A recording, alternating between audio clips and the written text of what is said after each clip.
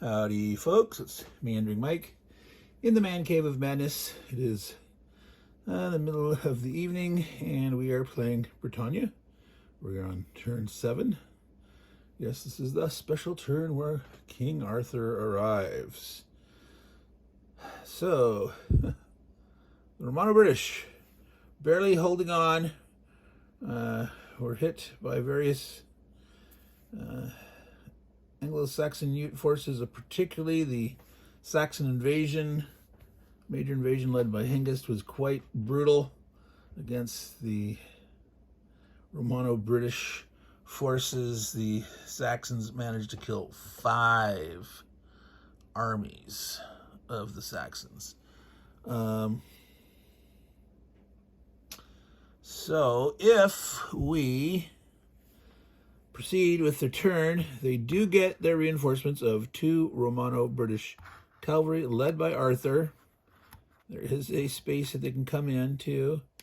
If they didn't have any surviving Romano-British, Arthur and his cavalry could have come in York and south in an unoccupied space. So York or Kent actually could have been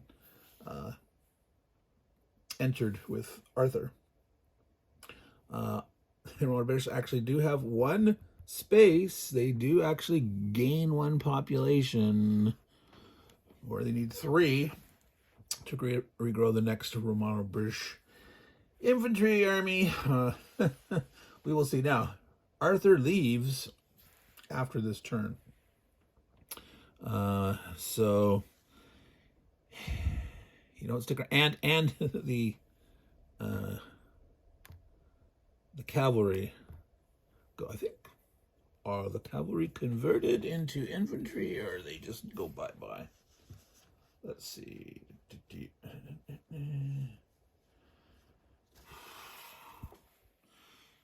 8. Roman cavalry armies become normal armies. Okay, so after this turn, at the beginning of next turn, any surviving Romano-British cavalry will turn into infantry, and Arthur will disappear at that time. So other various nations get the chance to kill Arthur, and a number of them get points for that. So like the Angles, they can get 3 points for killing Arthur. The Saxons, yes, also have that opportunity. And believe it or not, even the Utes. Highly unlikely that the Utes can manage to kill King Arthur, but if they do, 3 points to them. All right, so what to do with said guys? The Romano-British can actually score some points this turn. Each English area, 1 point. Doesn't matter which. Now, they can get points for killing Utes, Angles, and Saxons this turn, or any game turn, actually, as long as they, in the game, on their turn, if they kill Utes, Angles, or Saxons, they get a point each. Hengist is worth 3. 2, 3. Hengist would be in range, because remember, with the leader, they can move 3. Cavalry by themselves can move 3, like a Roman army. But they can't make it, even if they had enough to try to, well, they could go through here. They could overrun this. Yeah, they can't make it. Yeah, not worth trying. They're in the downlands, in the highlands. It's a tough nut to crack. But, yeah, so 2 ways to play this. One is just gung-ho bang as much as you can on Saxons, trying to hurt them. Other option is to squat in York and try to prevent anyone else from taking York, or at least make them pay through the nose.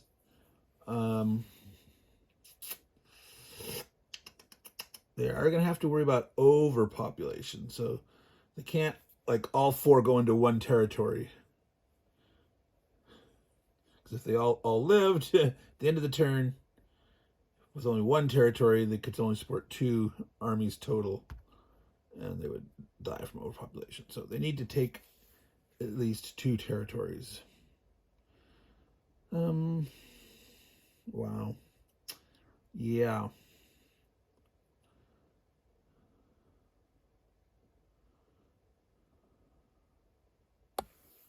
Well, let's see here. Do they want to split up the...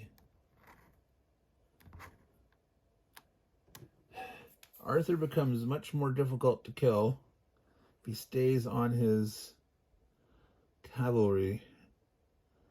So the guys would need 6s to hit him.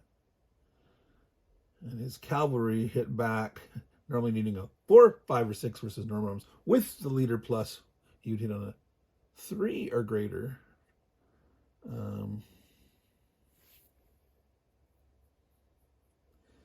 he really wants to try to survive, he would try to fight his way into something like Hillens.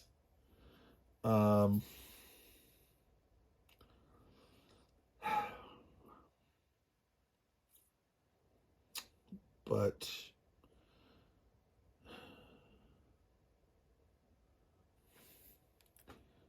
oh boy, yeah, let's...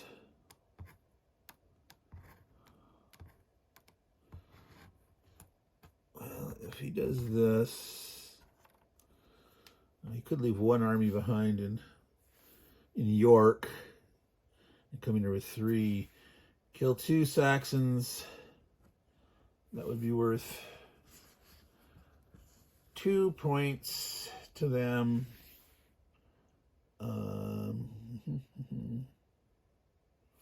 Yeah, maybe that's better. Ensure this victory. 2 cav, 1 infantry.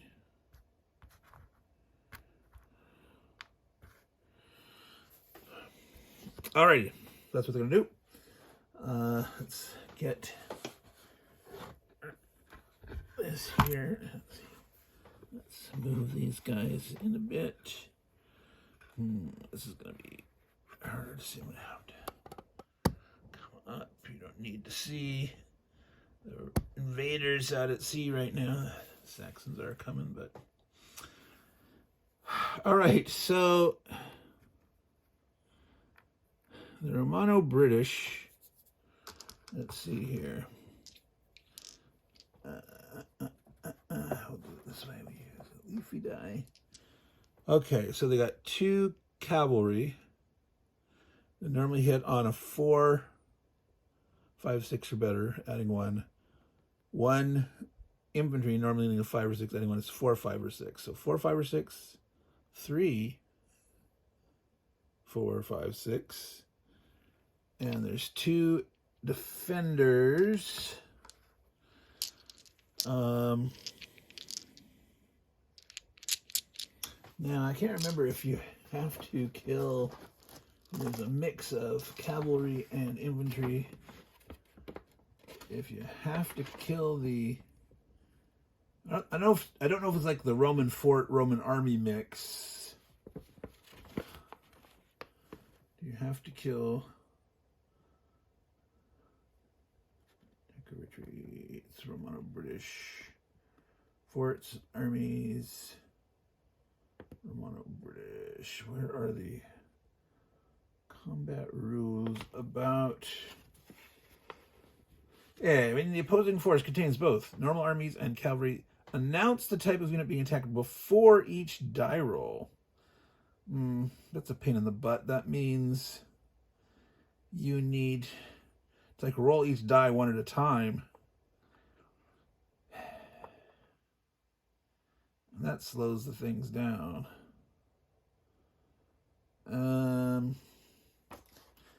Yeah, I say you state your roll the dice, state your preference, what your so like you allocate your hits first against normal armies or those, and then any excess go on to the next guy. I don't want to roll each die separately. So The red guys are the Saxons.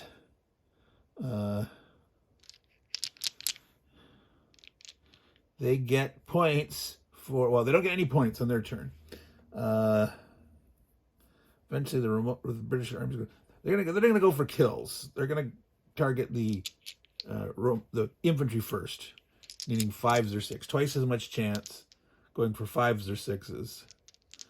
All right, the leader doesn't get a defensive benefit, just has the offense. So the black dice are the cavalry, needing 3s or greater with the bonus. The white die, yeah, there's 3. Yeah, we left 1. Yes, all right. So if they got a hit, so 1, the Romano-British army will die. All right. The cavalry needed 3s or bigger. So they got all hits. Because of the leader, adding 1, that became a hit, that's a hit, that's a hit, because of the leader. If Arthur was not there, they would have got no hits. So the Saxons die. That is 2 points for the Romano-British, because they killed those during their turn. Player turn 7, Romano-British 2. All right. So there they sit in North Mercia. Their turn is over. All right, so 45 to 560. We continue. We have no Belgi. The Welsh. All right, so 1, 2, 3, 4. They get 4 pop growth points. They have 2.5 saved up. Gesture where you can't see. 2.5. So they get 2 pop growth and have a half left over. Yes. 1, 2, 3, 4. Yep.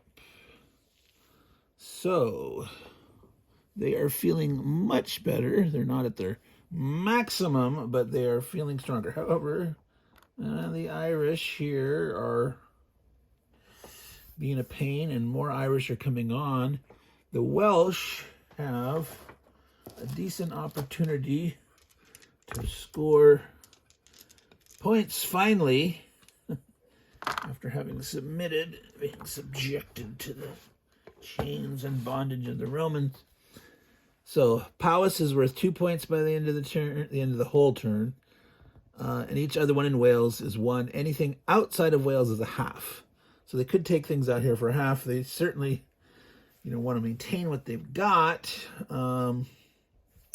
Question is, do they want to try to pound on this or not? That's a little painful. 2 armies. The darn Irish. Diffid's worth 1. So they can potentially, this guy could land. Let's see, boats. Who has boats still? Scots, Utes, Saxons. The Irish no longer have boats. So that means Avalon. So like Devon couldn't go out to sea and say land here in Gwynedd. They can come across these crossing arrows, but they don't have the freedom to far fling themselves all around here. So this could only be attacked by 1 guy. Less likely they're going to do something like that. They could attack Powys with 2 guys, which that is a 2-pointer. It's worth twice as many as any other one. But would they want to do that? I do not know. Cornwall. Is it worth throwing troops way down here? So they might go after Powys. Oh, see, they actually could hit it with 3. Avalon could come up. Huis could come up. That's coast right there. So this guy could land there. I think they want to defend that better. And I think maybe Diffid, because Diffid could be attacked. So there's 1, but it is a nice clear area, more potential population growth for them over time. 1, 2, 3. Yeah, so let's see. Yeah, I think they just want to be defensive. They want to try to keep growing. They want to score some points. They have not been on the board. They want to score. They will seek their revenge when they can against the forces that have attempted to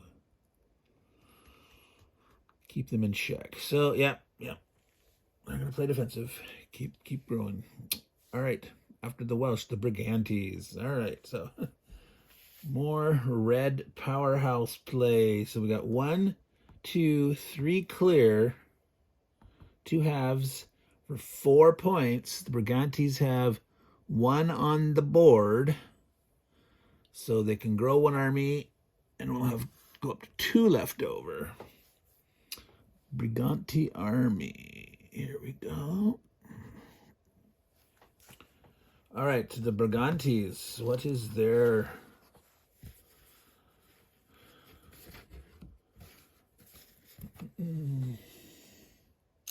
So obviously the Romans are all gone.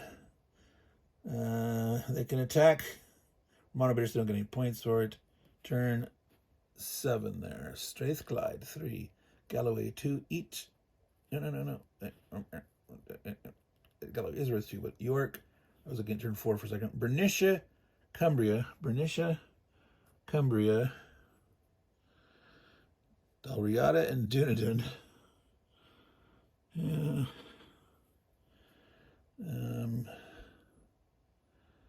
So they want to take Strathclyde. They sort of made a deal like, all right, dude. So the overpopulation for the Scots will only kick in at the end of each of their turns, stacking. So if they come into Strathclyde and the Scots retreat to here, you're allowed 1 area of overstack. Normally it's 3, and here it could be 4. They would not have to do overpopulation into their turn. Fergus is like they can land and go up here and munch and crunch. The higher points are up here. So heading into Strathclyde, we'll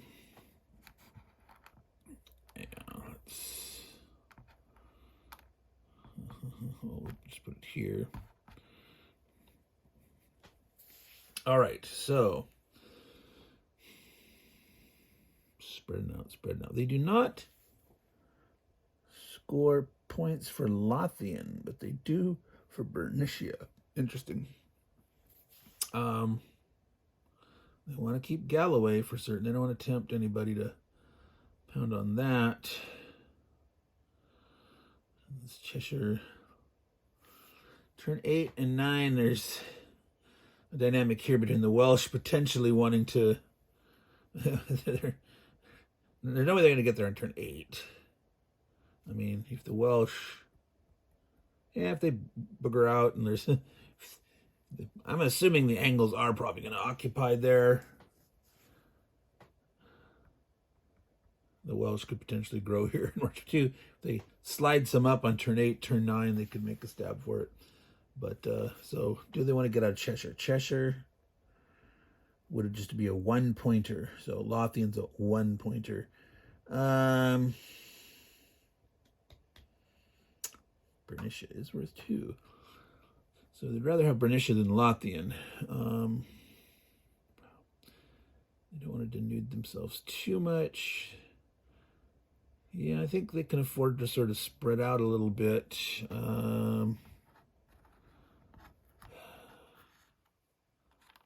They assume that the Scots are going to hold up to the little bargain they made.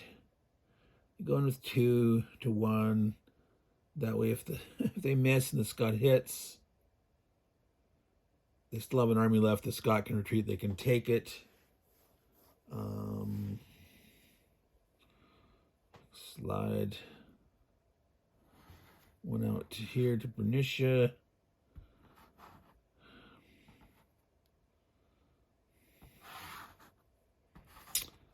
spread out a little bit. The Angles, you know, will want to hit here. They'll want to reinforce here. The Saxons do have their troops here. They did have the 4 more that were there. So this is a little worse. I was thinking that, yeah, there was an extra. But this does leave the Angles a little more vulnerable. They'll probably, you know, they might make a stab for York, but mostly will throw stuff down this way. And the Saxons will get to go before the Angles. So we will see what kind of blood's going on there. The question is, you know, Hengist will be gone, but do the Saxons want to try to make a stab for killing King Arthur? Do the Angles want to? The Utes, there's just no way. They're going to have to get super lucky. It's just, no. So that looks like a good play for the Brigantes to me, given that the Saxons are pretty strong. These guys can't be too adventuresome. They can spread out a bit, trying to grow. All right, so they're going to trust that the Scots are going to go north for bigger points.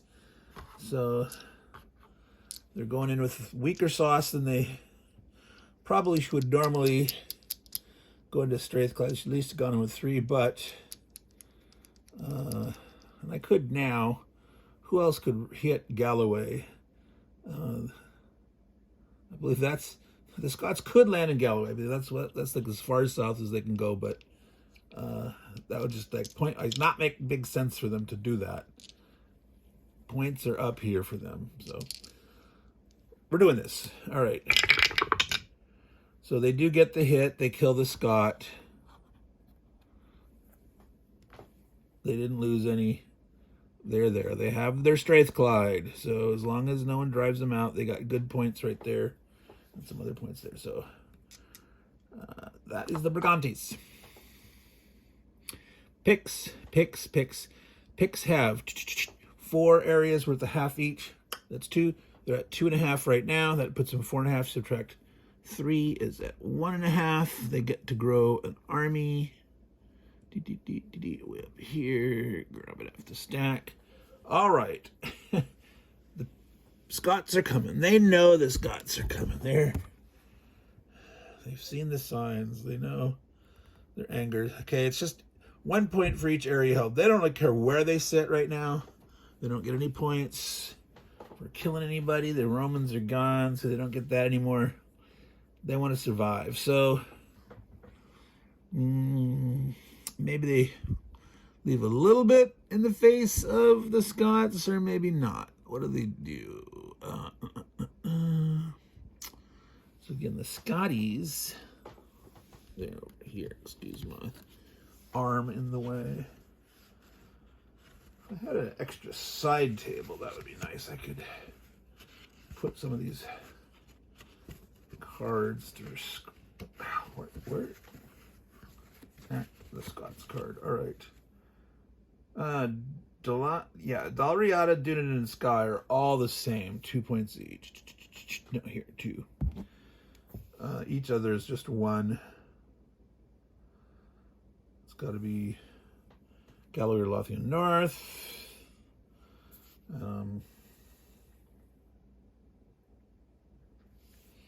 Yeah.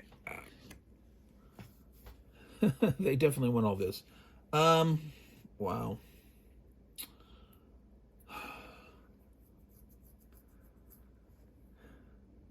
The Picts could say, "Hey, I'm gonna do my best to defend it. I'm gonna make you come at me, bro. Come at me, bro. You may have your leader, but if I can get some good hits on you, take the wind out of your sail."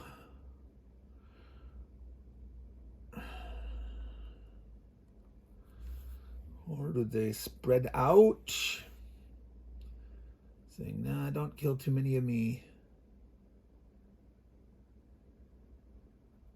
This guy.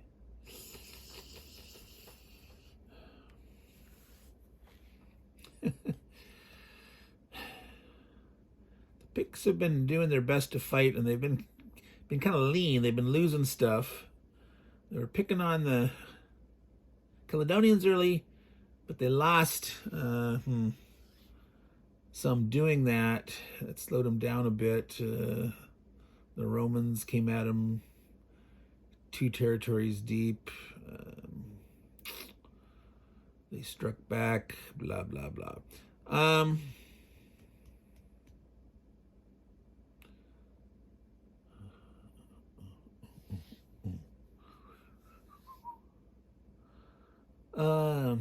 Yeah, I think they might be better off if they spread out a little bit. Don't put all their eggs in one basket. Do they back up into Sky?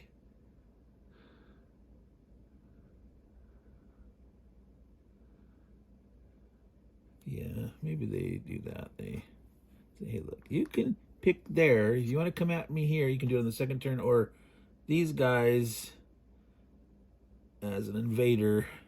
The difference between raiders and invaders. Raiders can actually, it's kind of weird. They can shift, rebase one sea area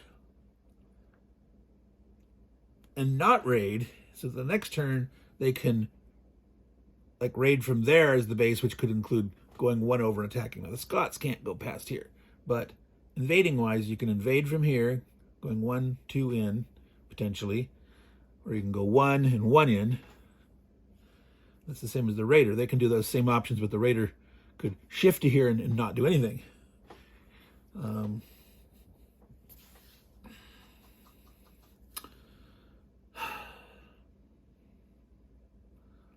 They're gonna do that. That's it. The picks just slide over. They have potential points to earn there. If they hold those at the end, they'll see what happens with the Scots.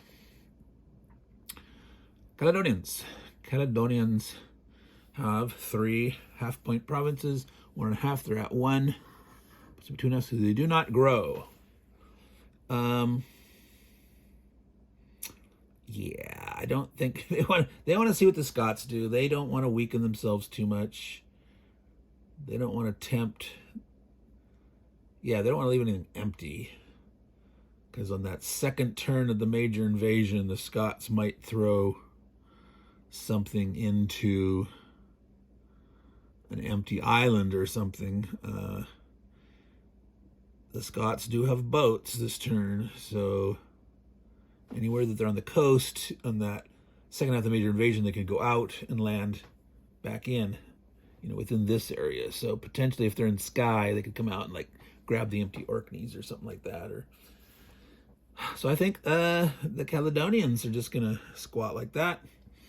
Let's see, we've gone 28 minutes. So I think we'll stick with our, we've done the Romano-British and we've done the indigenous Britons up through the Caledonians. We'll pick up with the Irish, followed by the Scots next, and then